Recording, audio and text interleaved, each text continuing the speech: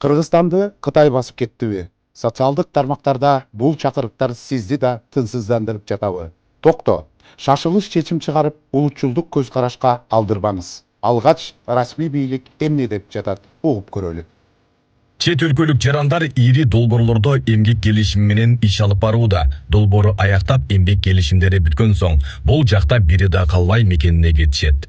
Ишендиңизби? Эгер ишенбесеңиз, анда буга чейин Кытай жарандары келип иштеген долбоорлорду бирден карап көрөлү. Датка кеминин көмөкчөрдөнү. Долбоордун курулушуна миңдеген Кытай жарандары келип иштеди. Бүгүн ал жакта отурукташып калган Кытай барбы? Албетте жок. Қазір ешкім қалмады, алардан ешкім почти жоқ балдар жерде. Неде жоқ та Қытайлар. Bu yerде мына отыруктап жашап калды деген маалымат жоқ, бирокчу. Курулуш 2011 башталып, 2013 бүтті. Бұл долбоор Қытай Республикасының Корея компаниясының жардамы құрылды. Ошол балда Қытайлар келип, толук бардыгын өздөрү башына туруп, өздөрүнүн техникаларын алып келип, ушул ээн талаага ушул чоң көмөкчүлүктү курушту. Бардыгы айтып атам го, көзөмөл менен келип, өздөрүнүн башлары менен адистер өзүнүн жумушун аткарышып, анан биздин буларды үйрөтүп, окутуп, ошо боюнча кетишти. Өздөрүнө убактылуу курган базаларını баардыгын жыйнап, жерлерди тегиздеп, эч нерсе калтырбай кетти.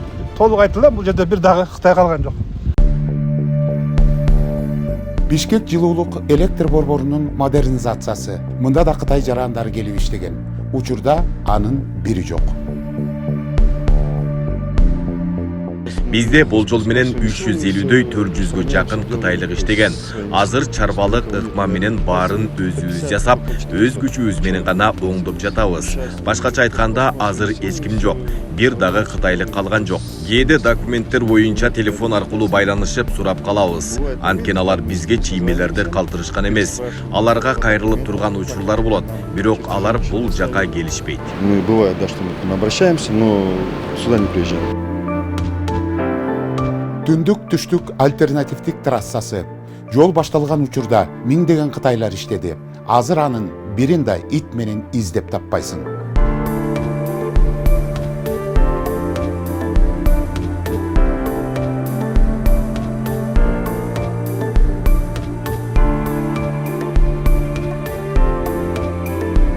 Жакынкы жылдар эле Бишкектин четиндеги таштанды калдыктарын жок кылуучу экотехнологиялык заводдун курулушунда да миңдеген кытайлар келип иштеп, курулуш бүткөн соң үйлөрүнө кайтып кетишти.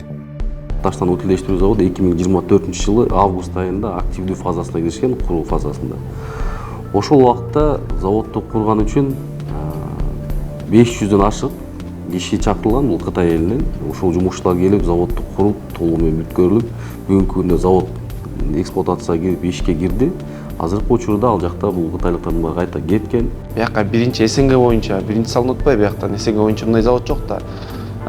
Бияктан биздин жаңы технология болгондуктан биз биякты түшүнгөн эмеспиз. Анан бияктан бизге Кытай жарандары, адистери келип бизге түшүндүрүп берип атат да баарынчы. Анан биякты баарын өндөштүрүп алгандан кийин бияка жумуш ордуна кыргыз жарандар эле иштейт. Негизи кытайлык жарандар бияка контракт менен келген. Бир нече убакыттан кийин булар контракт бүтүп анан кетет. Алар кеткенден кийин дагы орун бошоп, кыргызстандык жарандар да жумушка киргенге мүмкүнчүлүк болот.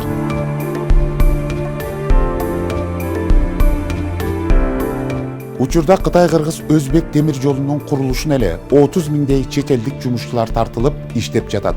Алар жогоруда айтылган Датка кемин, Бишкек ЖЭП жана Бишкек таштанды иштетүүчү заводдору сыяктуу долбоорлорго келип иштеп, бүткөндө чыгып кетишкендей эле. Булар да келишим менен келип, убактысы бүткөн соң өз мекенине кайтып кетишет.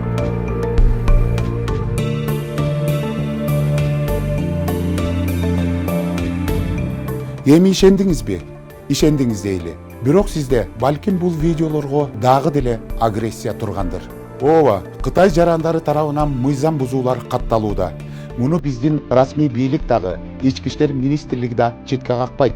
Жана дароо чара көрүлүп, чектен ашкан айрым чет өлкөлүктөр депортацияланып жатканын да билдирүүдө.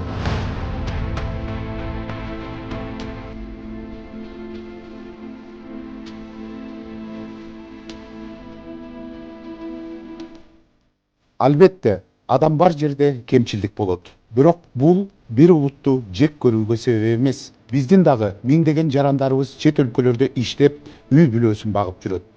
Иштеп эле кетип калбастан, ал жакта жашап калгандары канча. Көп адамдар болгон соң, алардын арасында кыз зордуктаганы бар, адам өлтүргөнү да бар, алдамчылары да бар. Кыскасы, кой аксагы менен миңдегендей. Эми бир адам үчүн башка өлкөдө анти-кыргыз деген жапырт жаман көрүү иш аракети башталса, биз кандай абалда болобуз? Эсиңиздерде болсо, 2019-жылы Якутия Республикасында кыргызстандык жаран аялды зордуктоого шектүү катары кармалгандан кийин кырдаал чыңалып, жергиликтүү эл кыргыздарды ур токмокко алышкан.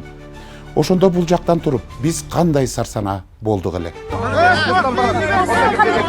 Нападения на граждан Киргизии начались этим же вечером. Региональные лидеры не стали успокаивать публику. Напротив, призвали показать, кто в Якутии хозяин.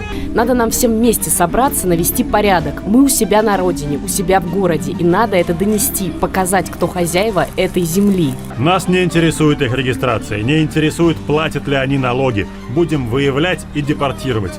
Жаман улут жок, жаман адамдар болот. Ооба, бул нерсени сиз деле билип турасыз. Бирок үтүктүү сайсаңыз деле чет өлкөлүк жарандардын катышуусундагы негативдүү көрүнүштөр жайнап, ага улай Кытай басып кетти деген чакырыктар каптап, сизди торуна чырмап баратат. Бизге 250 завод убада кылып жатышат. Бирок алар каерге курулаарын түшүнүп жатасызбы? Заводдор макулдашылып жатат. Депутаттар унчукпайт. Жарандар билишпейт. Бул Кытайдын көйгөйү эмес. Кытай өз кызыкчылыгы менен иштейт. Ачыгын айтыш керек, бул анти-Кытай темасын термелтип жаткандар Кыргызстандын анык ички жана сырткы душмандары. Ички душмандар бул менен эптеп элди көтөрүп, бийлик колго тийсе десе, сырткы душмандар Кытай, Кыргызстан, Өзбекстан темир жолу сыяктуу ири долбоорлор аягына чыкпай токтошун тилегендер. Анткени Кытай, Кыргызстан, Өзбекстан темир жолу курулуп бүтсө, Кыргызстанга жылына бери жагы $500 миллион киреше алып келет. Мындан башка да Кытай Эл Республикасы менен ири инвестициялык долбоорлор ишке ашып, алар дагы өлкө экономикасына бараандуу салым кошот.